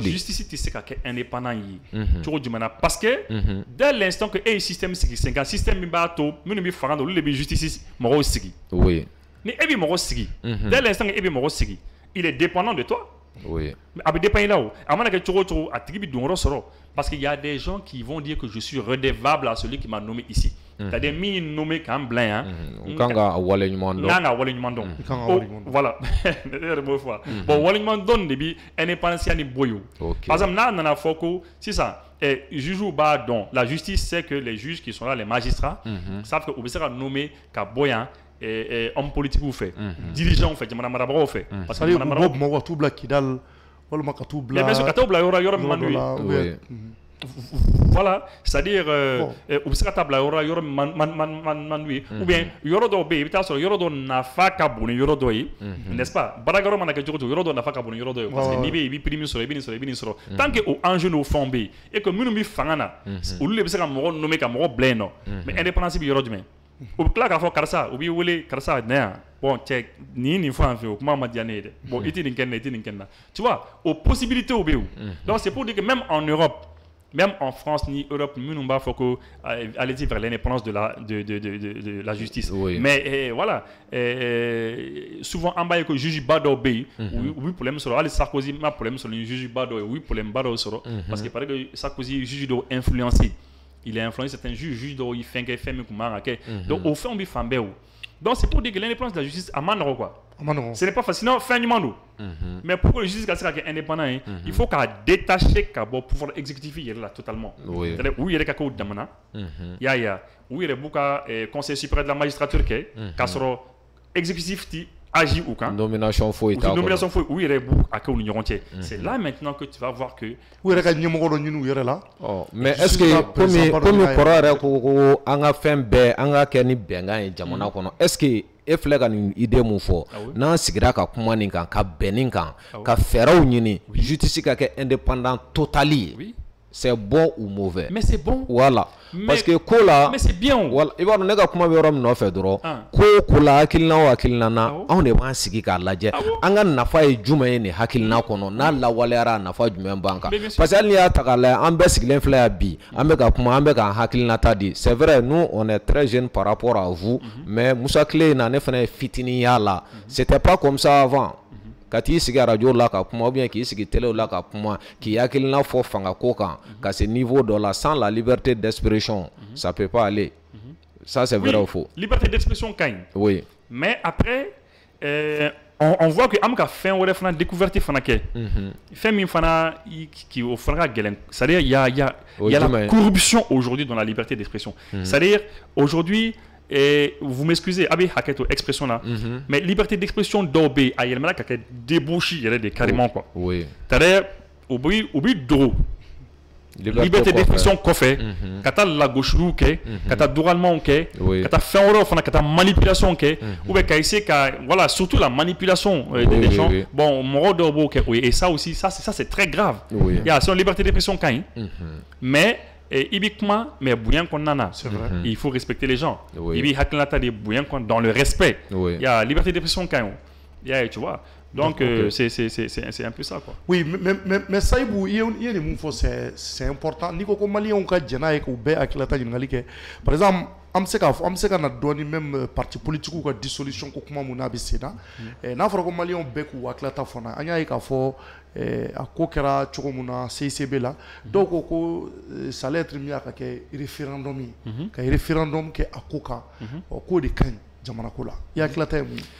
Bon, ne kon bolo koni référendum bi c'est ka pour ka ko baou décision bauta les très grandes décisions de la nation il faut en constitution constitution ko le bisa ta référendum là mais parti politique ou charia ni parti politique ko fo ninga ça c'est pas la peine que référendum là à mon avis ne kon bolo koni c'est pas la peine que pour ça et sinon c'est-à-dire demain si il n'a fora ko syndicat ou fana laje ka syndicat outil ou bien ka do syndicat ou kono ka laje femme syndicat ou femme ka essayer ka yelmanu ka réforme ke on va dire en ta constitution fana disons en ta référendum fana pour ka to fana ke donc moi je crois que au fin c'est parti politique à charia juste les réformes yelmanu ka la ne kon bolo c'est pas la peine qu'avoir comme ta référendum là pour ça. D'accord. OK. Kolo ni ye parti politique ou chiliko kuma ye be ba kala maka fo ni kuma de bi sena buati damodobo anya ka fo politique mo yan ni wati beche politique mo nya fo ali muta mettre muta katali na ya fo anga plateau ka kulu nya alla nyini ka premier ministre ye me kuma se ka do roso o jabe ma du mala lu kuma fo premier ministre ka nyani effectivement kuma fo ibu ye o kuma me oui nya me. Et moi, ne faradement ya fo, ne faradement ba fo quoi. C'est un ministre. Ministry. Ne kon bolo ibe population de kama. Oui. Ibe pour la population. Ne kon bolo ministry ou ministry ni ka da tourno c'est pas bon. Il faut ouvrir ta porte. Oui. Ministry be, il faut que ka da ele à chaque fois ni ira yeko c'est possible. Oui. Il faut qu'Amoro reçoit. Il faut qu'Amoro reçoit. Parce que allo donner politicien nga kuma me o koko ko mi fera ministre et le ministre délégué et pour les réformes là les réformes ko ou me fera fanaye donc ko ma sekaye mais après les fla ko fait ni ministre yere ya refana bora ka explication d'audi explication ni alni ama yere ka vocal ka politicien diabi directement mais ne a santé ka politicien diabi aucune explication du main voilà ko de condamne encore en fait que aller lettre politicien de parti politique de nous bema ya ka ko ou ni ngadi ko miria fo assisi oui kuma nous fort c'est ka walia tro du mana ka dobo partout là ka partout ka financement jo ka ni chef de file de l'opposition ka ou ni nga o miria ou là quoi bon mais apparemment j'ai l'impression qu'ils ont botté en touche c'est comme ni Ouma fait on diabé direct Ouma question on diabé directement voilà c'est comme nous m'a diabé comme il le fallait non allez diabé t'attends et puis c'est bon donc néa famu tourmana c'est comme ni allo diaby sur donc c'est plus la peine aller avocat ou reçoit tout quoi mais quoi qu'il arrive toujours c'est bien qu'Amoro reçoit al n'atteigneront famu c'est bien qu'Amoro reçoit mais ne vous faute ma bien même quand ça n'est la banque ou grève là moi je l'ai dit lors de la grève des banquiers nego bongo à chaque fois les banquiers nous bi conférence de presse que nous y kuna fundila wole kuto ukakuma una uto kuma konna do businga fako ko ministre ko ni kuluka ministre kulu ti sera kai ibo me kuma be syndicat nda iba me banko ba syndicat ma ko sanu ko ni kulu ti ka sanu yi ko tena kuluka ministre kulu ti sera yi bon ou ya fo chien ou ya fo chien flash chien ça va finalement ne rien ni nga ne ko me ngo ça aussi c'est un problème il faut que un ministre il casse ka yi et la population fait surtout une munu me baraka de kelen gono chake da kelen na mais oui peut-être que bi tanti boulot sini tanti boulot mais il faut pas que éternellement il kana se kaye non c'est pas bon moi je crois que nibi conseil dit Moroma c'est la vérité hein il faut pas mentir il faut dire la vérité aux gens il faut que tout le monde soit accessible il faut que il ka programme na chay choro il faut ka faire ka fenêtre ndo dale il ka tila mo rezo ibu lame ibu lotita atribita alla ma nyon famo afara bana mais c'est bien qu'Amoro reçoit c'est important c'est important c'est important oui Mohamed Seko ni mu ye alibi politique mɔgɔw ka ko ye mais moi an yɛrɛ kɔni bolo vraiment alibi i b'a fɔ a fɔra cogo min na jateminɛw ka kɛ ko la alibi pour que bɛnkanw ka se ka sɔrɔ a la ka tɛmɛ nin bɛɛ kan ni mu ye laɲiniw ye sigili minnu kɛra CICB la dɔgɔkun in kɔnɔ o laɲiniw de tun kɛra nin ye an y'a bɛɛ fɔ surɔ alibi n'an ye kunnafoni wɛrɛ mɛn a ko kan an da bɛ s'o ma yala k'a fɔ parti politique ka ci a yirala k'a fɔ ni parti politique bɛ ta siɲɛ wɛrɛ a kana tɛmɛ 5 kan wa a yirala k'a fɔ n'i bɛ parti politique kɔni désormais n'i bɛna parti politique ko sigi sen kan 100 millions de francs CFA fo ka i ka compte million 100 bɔɲɔgɔn tant qu'o t'i ka compte la i tɛ se ka kɛ ani sɛbɛnfura lakikaw qui répond aux critères juridiques o fana bɛɛ bɛ yen o kɔfɛ ko n'i b'i kan bɔ jamana ɲɛmɔgɔya la o fana ni 100 millions ye kelen dɛ million 200 o ye million 200 ani million 50 150 millions ko ye caution ye pour être candidat pour que i ka kɛ cɛbɔ ye parti tɔgɔ la fo million 200 ni 50 donc o b'a yira anw fan dɔw kɔni tɛ se k'an ka bɔ président jamana ɲɛmɔgɔya dɔn jamana ɲɛmɔgɔya tun bɛ ne yɛrɛ kɔnɔ quoi a nɛgɛ mun bɛ la a nɛgɛ mun bɛ la tɔrɔ i bɛ nin musaka ninnu labɛn nin bɛ labɛn et puis i ka tila ka don tɔn dɔ kɔnɔ an bɛ nin bɔ bi n'a nɛgɛ bɛ la il b'a yira n'importe qui bɛɛ tɛ se ka non mais en fait ne dɔw fana ka kuma mɛn c'est important ka o fana fɔ quoi dɔw ko olu bɛ ka siran wariko ni ɲɛdɔnni quoi oui parce que ko ça va pousser a bɛna mɔgɔw pousser a bɛ se ka kɛ mɔgɔ jugu dɔw bɛ se ka financement ɲini ka d'i ma et k'i présenter olu bɛ to i kɔfɛ comme ça n'i nana fanga na dɔrɔn olu bɛna ko bɛɛ kɛ pour ka wari récupérer dɔw fana b'o miiriyaw fɔ quoi wariko kuma ka ca dɛ surtout an ka nin jamana in kɔnɔ yan mais en réalité bon wariko yɛrɛ dɔrɔn na u m'u basé parce que u y'a yira fana k'u bɛna wuli ka jɔ yɛrɛ mun bɛ kan bɔ jamana ɲɛmɔgɔ la wuli ka jɔ bɛ kɛ k'i ko sɛgɛsɛgɛli baw ka kɛ oui mais mais je pense que dɔw ye solution simple fɔ mais parce que u ye nin rapport min dira an ma an bɛ ka minnu kalan ça c'est juste un petit voilà oui c'est des synthèses quoi voilà les synthèses fitinin de sinon fɛn caman b'a kɔnɔna na mais je souhaite moi je souhaite que par exemple partout ka koɲɛ na par exemple les militants des partis ce serait bien ka papier ou ka impôt papier yɛrɛ k'a fɔ ko u bɛ impôt sara ce serait bien ni tɔndenw bɛ i bolo tɔndenw ka par exemple u ka taxe minnu bɛ yen taxe minnu kan ka sara ani impôt minnu kan ka sara ce serait bien k'a yɛrɛ k'a fɔ ko c'est n'o fɛnw b'u bolo pour que i ka kɛ tɔnden yɛrɛ ye fɔlɔ i ka tɔnden i k'o fɛnw sara i k'olu sara quoi voilà i ka kɛ que tu sois à jour par rapport à cela ani fɛn wɛrɛw bɛ se ka bila kɔnɔna na pour que i ka na n'o papier bɛɛ lajɛlen kana yira et là maintenant i ka parti bɛ se ka activité kɛ tranquillement bon je pense que u tɛna manquer hakilinaw la quoi mais moi ce que j'aime à chaque fois ni décision bɛ ta moi j'aime que mɔgɔw ka ɲininka comme ça ni maliyɛnw yɛrɛ ye min fɔ dɔrɔn an bɛ taa n'o sira ye moi par exemple les assises minnu kɛra ne ma taa c'est vrai hali kɔsani la concertation min kɛra bon je sais pas bon ne kɔni ma taa et puis voilà mais minnu taara je respecte ce qu'ils disent maliyɛnw de don c'est ne ma fisa n'u ye voilà u y'u hakilinaw fɔ u ye fɛn dɔw kɛ je pense que c'est bien fɛn dɔw fana bɛ yen je pense que c'est pas bien et puis on va avancer quoi voilà et puis n'an avancera n'a ye k'an filila yɔrɔ min na an bɛ frein minɛ an bɛ segin kɔ Ibou si ka nin kuma in c'est très important parce que mɔgɔ i b'a dɔn i bɛ décision dɔ ta e yɛrɛ bolo nin décision de ye n ka ɲɛtaga sira ye nin ye n ka bɔ nɔgɔla sira ye mais i bɛna ye ɲɛfɛ ni i bɛna se yɔrɔ dɔ la i bɛna réalité wɛrɛ ye bon i b'a dɔn wagati dɔ de fana sera il faut que mɔgɔw k'u hakili t'o la ne hakilina kun ye nin ye n y'a essayer k'a lawaleya a ma ɲɛ est-ce que an tɛ jɛ tuguni an ka kuma an ka falen parce que a ye nin kɛ a ma ɲɛ c'est des points très importants parce que il faut pas que ni hakilina tara dɔrɔn an ka to a kan an tɛ bɔ a kan quoi hali ni nafa t'a la c'est pas bon mais Kolo ne delila k'a fɔ oui n ko ministre min kan bon je ne sais pas ministre min kan ka réforme kɛ c'est je crois que a kan ka administration ka réforme kɛ je pense que c'est la réforme de l'administration n t'a dɔn a kan ka mais je pense que c'est ce ministre mais ne delila k'a fɔ quoi n ko tu sais vous savez ni b'i fɛ san ka jamana la avancer jamana an ka jamana ka avancer oui très rapidement i b'a lajɛ an ka administration maliyɛn bɛɛ mago bɛ administration na n'est-ce pas oui a mana kɛ cogo o cogo don dɔ i bɛna taa Mali administration dɔ la k'a fɔ k'i mago bɛ fɛn dɔ la tant qu'il bɛ sigi kɔni na i mago bɛ se o la voilà bon administration fana filɛ c'est très déterminant dans l'avancée d'une nation effectivement jamana ka avancer administration nɔba de b'a la a tɛ taa ale kɔ voilà i bɛ taa sɔrɔ ni donna an ka administration fɛn o fɛn kɔnɔ procédure bɛ yen ni e donna douane kɔnɔ pour ka ka baara dɔw kɛ voilà tɛmɛsira dɔw bɛ yen i bɛ taa sɔrɔ an ka administration kɔnɔ tɛmɛsira dɔw bɛ yen depuis san 100 depuis san 50 depuis san 40 tɛmɛsira kɔrɔlen minnu bɛ yen o tɛmɛsiraw de bɛ yen fo bi ka kɛ laada i bɛ taa sɔrɔ yɛlɛmali kan ka don tɛmɛsira dɔw la pour que a ka se ka fiɲɛ bɔ da di mɔgɔ ma mɔgɔ ka se ka lafiya baara bɛ teliya misi wasa bɛ sɔrɔ la mais i bɛ taa sɔrɔ mɔgɔ dɔw sigi n'i nana cogo cogo u bɛna fɔ non c'est la procédure alors que ni administration mi exemple di ma sisan e ka douane baarakɛlaw bɛɛ fara ɲɔgɔn kan bi ministre min b'u kunna sisan o k'a fɔ bon douane baarakɛlaw bɛɛ lajɛlen a ka fara ɲɔgɔn kan poste bɛ yen a ka procédure fɛn o fɛn bɛ yen ni population nana u ka laɲini dɔw bɛ yen olu nana laɲini dɔ kɛ sisan procédure fɛn o fɛn bɛ yen a y'a hakili jagabɔ fɛn o fɛn bɛ se ka yɛlɛma ka falen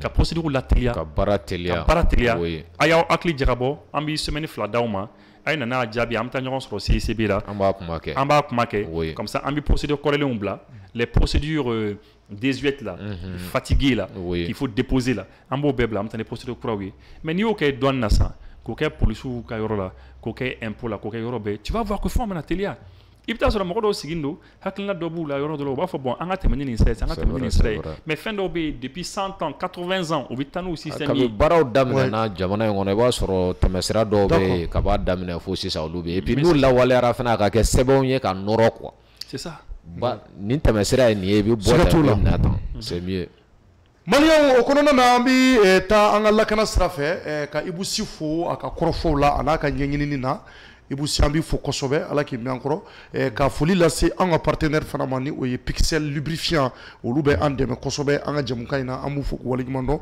ka tulu san ka k'i ka mobili n'i ka moto la danaya ta ka da lubrifiant Pixel kan u ka nɛgɛjuru sira 70 30 35 35 n'an bɔr'o la denmisɛnnin dɔw tununa an bɛna tila ka olu ka jabila an yɛrɛ den dɔw tununen bɛ an na a bɛ waati damadɔ bɔ an bɛna tila ka olu jabila nka yan'o cɛ maliyɛnw an ka sɔrɔdasiw u bɛ baara la hali bi an ka sɔrɔdasiw bɛ baara la hali bi sanga ani waati bɛɛ an bɛ DIRPA ɲɛmɔgɔba fo le colonel major Suleiman Danbele Kɛni n b'a fɔ ka waleɲuman dɔn yan Danbele Kɛni don dɛ o don an ye ɲɔgɔn ye n m'o fɔ dɛ o don an ye ɲɔgɔn ye a ko ten dɛ ko sɔrɔdasiw ka minɛ ko ka n bila wo kɔnɔ sisan yɔrɔ la n yɛrɛ jamu yɛlɛmana ka kɛ Danbele nka nin waati in na komi n den n tɛ DIRPA la n fana b'a fɔ a ye n yɛlɛmana ka kɛ Njayi ye ale ye Danbele Kɛni de donc Mamadu Sɛki ka n denkɛ fo yan ani ka jɔnkɛ ka waleɲuman dɔn sanga ni waati bɛɛ u bɛ baara mun na a ma nɔgɔn ka se ka kunnafoni di sɔrɔdasiw ka kow taabolo kan an y'a ye k'a fɔ ko chef major général des armées ale kumana chef d'état major général voilà chef d'état major des armées ale ko il informe l'opinion que les forces armées mènent depuis à la matinée du 28 avril 2025 une opération offensive dans les secteurs de Sebabougou dans les cercles de Djema, région administrative de Nioro du Sahel. Cette opération vise à rétablir l'ordre et la quiétude afin de ramener les conditions favorables au retour des braves populations et à la normalisation de la vie dans la zone. Beba kalama ka fo Sebabougou mu na filɛ ni Djema tasira kan.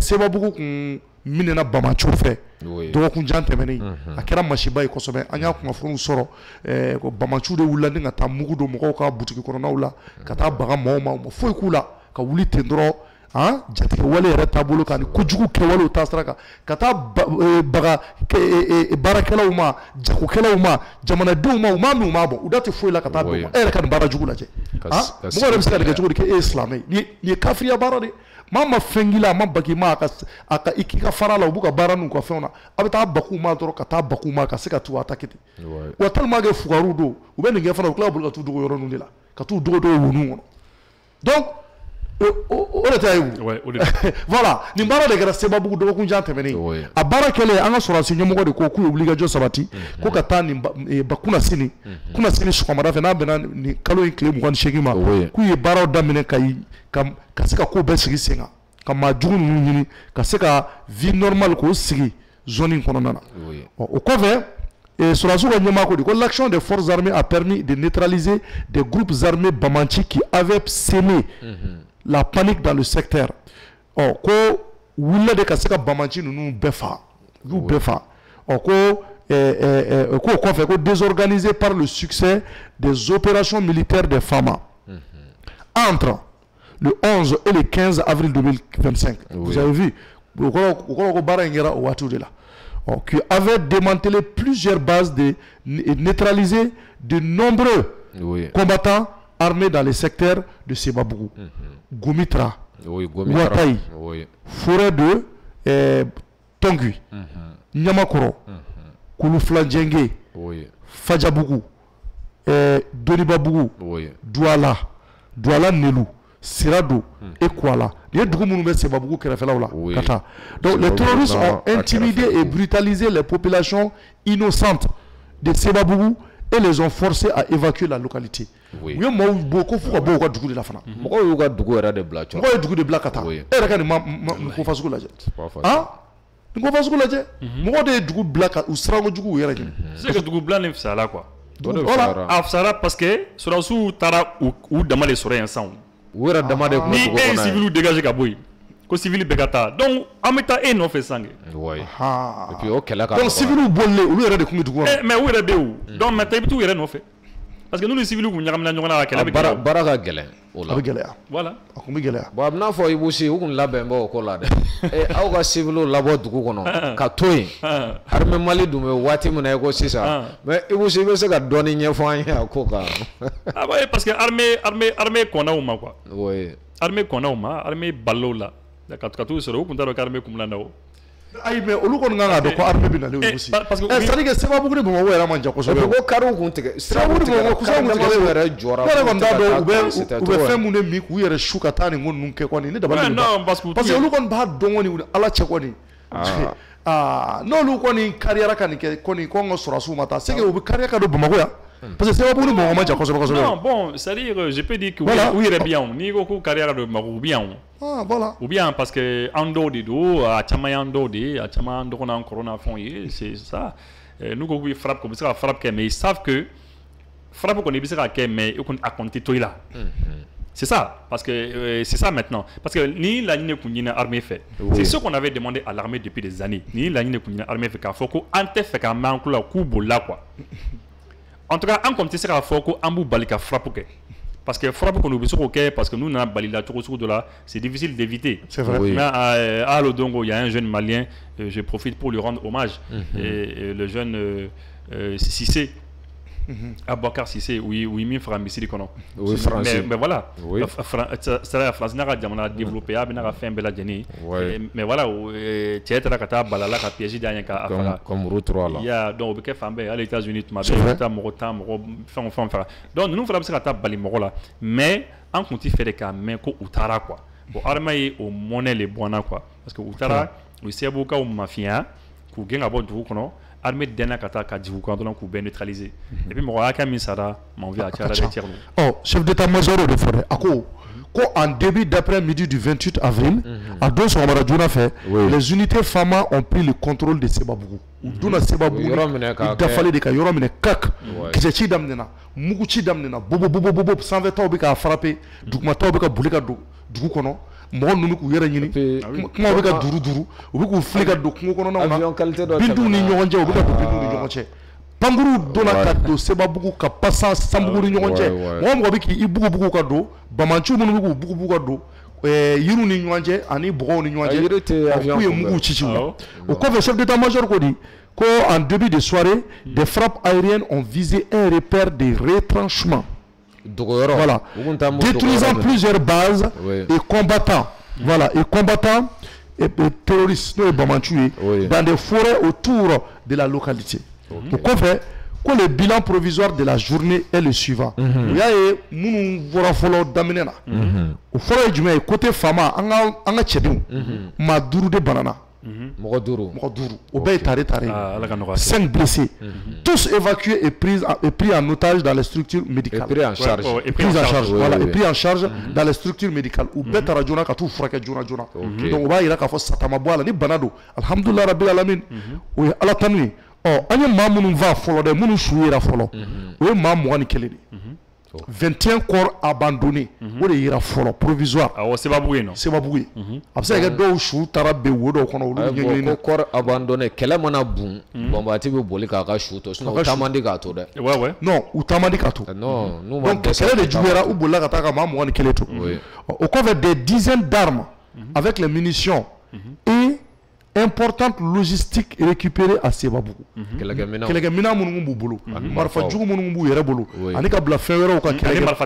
Marifa talaw. La logistique là, ka minɛn ko jugu ninnu bɛ taa ni mobili minnu ni minɛn minnu ye, ni matériel minnu ye, mobili minnu ni fɛnw. Voilà. O y'o bɛɛ récupérer. Y'olu bɛɛ récupérer.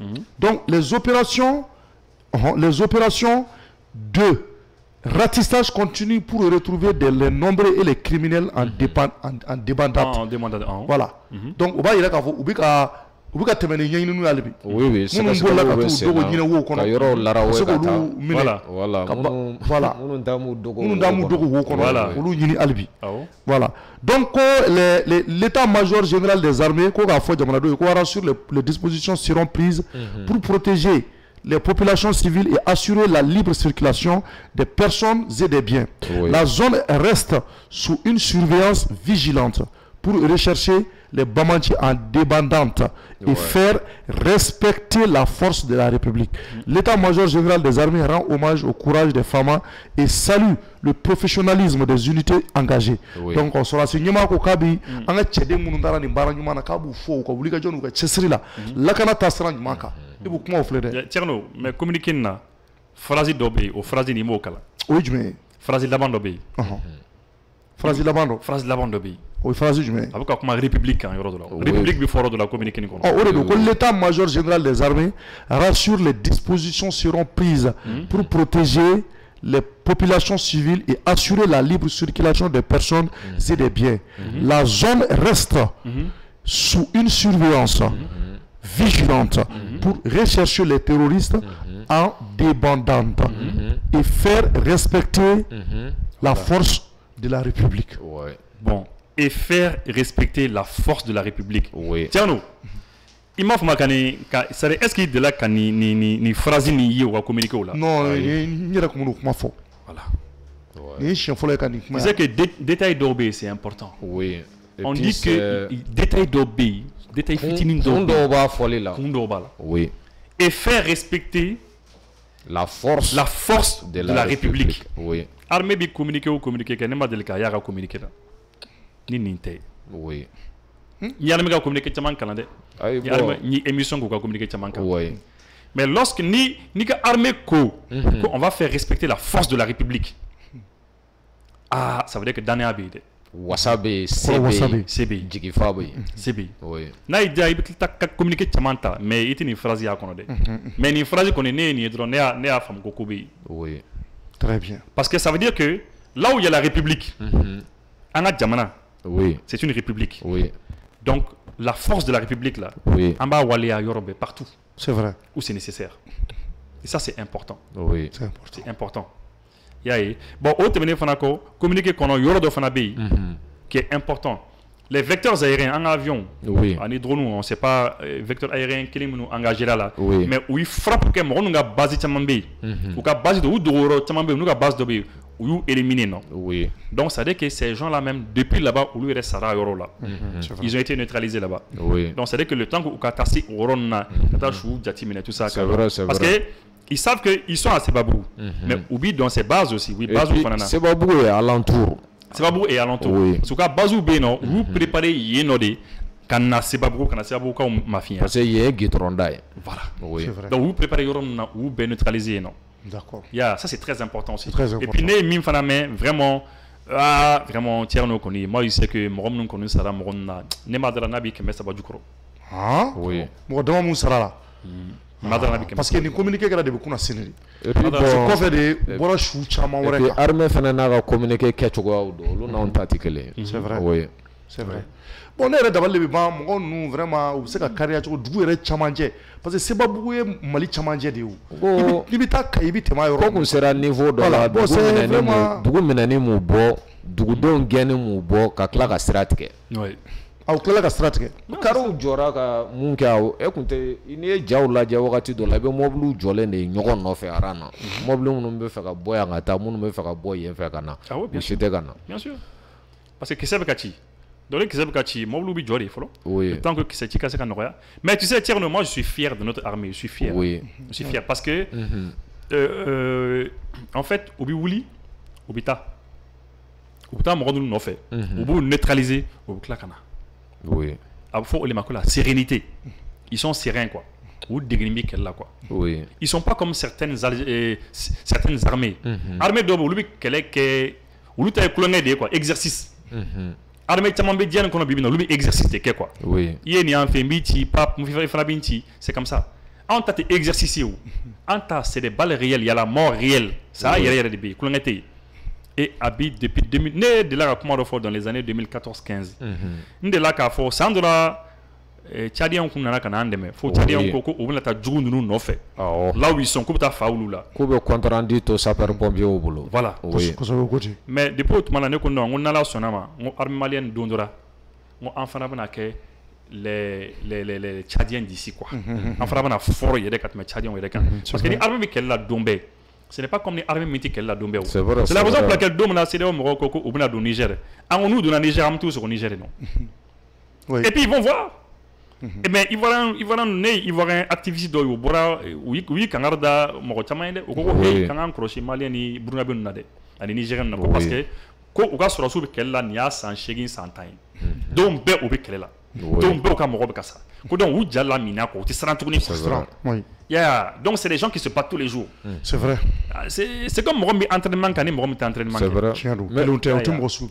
Mais et vous savez que la gamme n'a pas fait faire fait. Nous regardons n'aya et minando dona. Mais est-ce que qu'on a fallu bibolo aya que la gamme n'a croire wara de soroga fara korole on ga tuguni wa. Oui, surtout sans faire que la gamme n'a. Chaman et B, chaman nana et puis chaman fana kangana.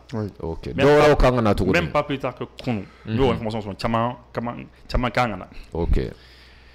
Nous comme ça on fort quelques minutes qu'on a, je pense que la dernière fois avion qu'on était na bay avion ni manga. Avion on est à manga madoko. Voilà, on était fiers.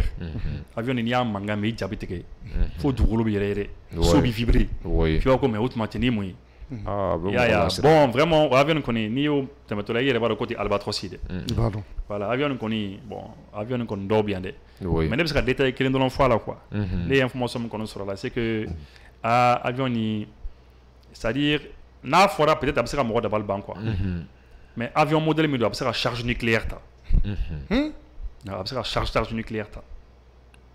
Ce n'est pas que charge nucléaire baradé. Oui. Oh mais n'a be faga n'a be avion modèle doit absera kana absera ta. Absera ta quoi. Voilà. D'accord. Yayi. Donc ami do armée kon mi sango continuer. Voilà, ami do kan armée. Ala ka sebaya duma ibu.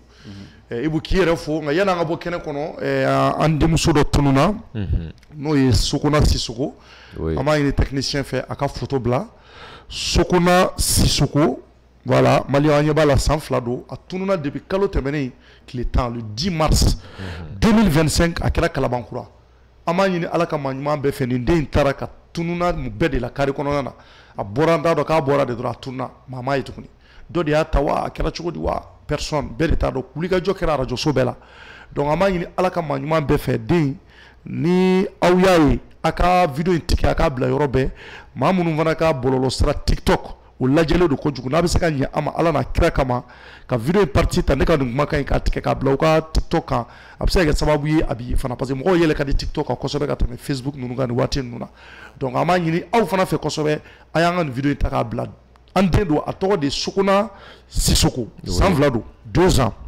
donc a tununa le 10 mars lundi le 10 mars 2025 à Kalabankura donc nous demandons à toute personne mɔgɔ ye den ye u ka ɲama Ala n'a kira kama a ka weleli kɛ kosɛbɛ parce que den a bɔra ba la a bɔra ba kira yɔrɔ san 2 kɔni o b'a sɔrɔ sin o bɛ sin min na hali bi non dɔ de y'o ta sa o bɛ sin min na voilà san 2 kɔnɔ o tɛ se ka taa yɔrɔ la o tɛ se ka taa yɔrɔ la voilà o bɛ sin min de la voilà an ye taa photo yɛrɛ la a yɛrɛ nisɔndiyalen bɛ so kɔnɔ a photo filɛ nin ye donc an b'a ɲini mɔgɔw fɛ u ka weleli kɛ nɛgɛjuru sira la 71 76 39 32 walima a bɛ se ka nin numéro fana wele 60 67 99 85 walma 79 49 35 43 walma 75 32 53 71 an b'a ɲini aw fɛ fana n'a ye vidéo in partager fana a bɛ diya n ye kojugu parce que partager bɛ kɛ sababu ye fana peut-être mɔgɔ caman bɛ se ka kibaruya sɔrɔ a tɔgɔ de ye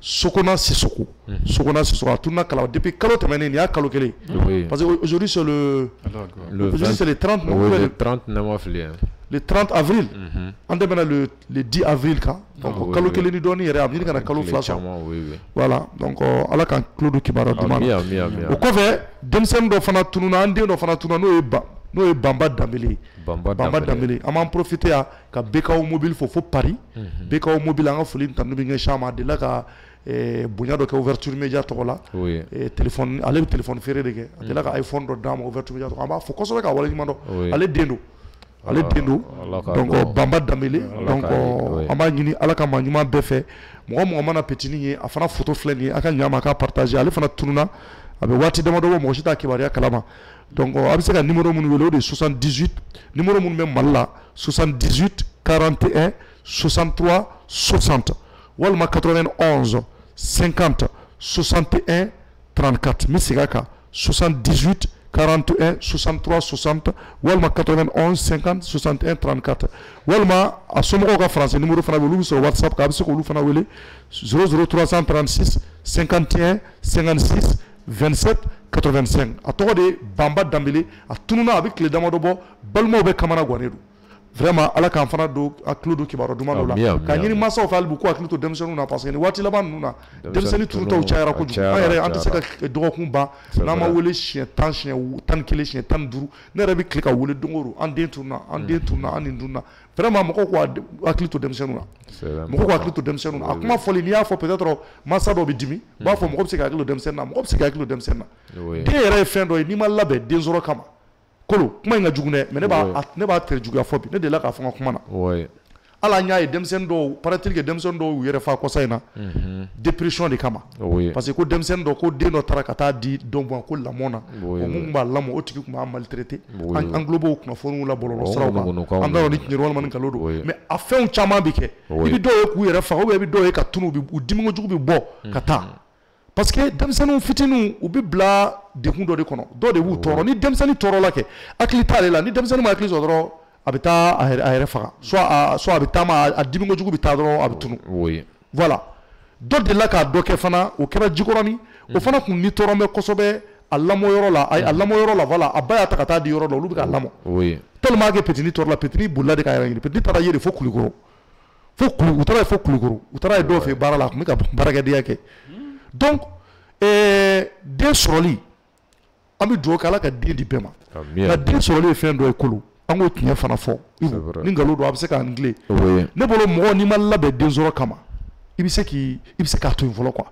mɔgɔ bɛ den ɲini physiquement o k'a sɔrɔ i labɛnnen don physiquement moralement hali ni nafolo dɔɔni ka k'i bolo parce que mɔgɔ tɛ se ka mɔgɔ ɲini ka na diɲɛlatigɛ ka n'a tigi bila ɲani na quoi ou bien kolo non c'est pas bien mais c'est vrai den sɔrɔli ka di bɛɛ mais den bɛ ɲini de ni i labɛnnen don a bɛɛ tɛ wariko ye dɛ mais f'i ka labɛn i bɛ se ka den ladon ne bɛna n den mun sɔrɔ fo ka taa se san 15 ma a ka s'a yɛrɛ ma a kana tɔɔrɔ quoi n b'i profiter tiɲɛ don puisque i bɛ ka nin kuma fɔ n ka livre dɔ bɛ yen n bɛ to k'a kalan a livre nin mɔgɔ bɛ se k'a titre ta les prodigieuses victoires de la psychologie moderne n bɛ se k'a kan tuguni les prodigieuses victoires de la psychologie moderne.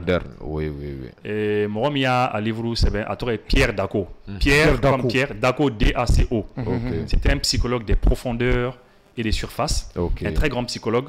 A bɛ kuma nin fɛnw kan. A bɛ fɛn caman ɲɛfɔ. Et puis ale yɛrɛ ka livre kɔnɔna la de là k'a fɔ ko l'un des actes les plus importants que l'être humain puisse faire au monde, puisse poser au monde, c'est de mettre un enfant au monde, c'est de faire un enfant. Parce que quand tu fais un enfant, il faut l'éduquer. Il faut l'éduquer, il faut lui montrer, et ça il faut se préparer pour ça. C'est un acte très important. Donc c'est ça, les prodigieuses victoires de la psychologie moderne. Livre Nilman Bado, 400 quelques pages. Voilà, on va y faire mon quoi que tourna, surtout il va y ce dont mon dos bédo bita fou parce que quoi den soro. Il faut que tienne muso ka labende. Mina den soro, Allah benedo Allah doli kama, Allah benedo ka akli to dena. Ni adi mal labende maralini de la doli kama.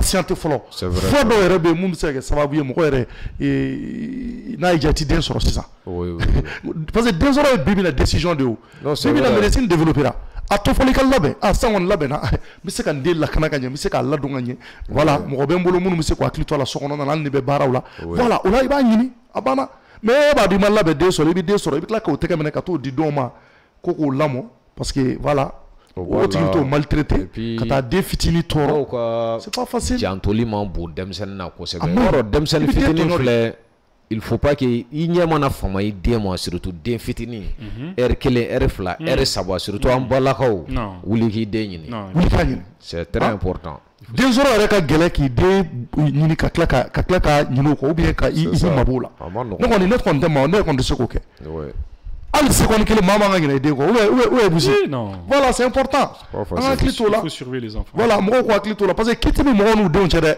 i bɛ den ɲini ka n'a tɔɔrɔ diɲɛ kɔnɔ kiti b'aw cɛ dɛ voilà donc merci ala ka faamuyali ko ɲuman d'an bɛɛ ma Ibou an b'i yɛrɛ fo kosɛbɛ k'i waleɲuman dɔn merci à toutes et à tous ala k'an ka jamana basigi ala ka hɛrɛ kɛ Mali ye ala k'an bɛɛ merci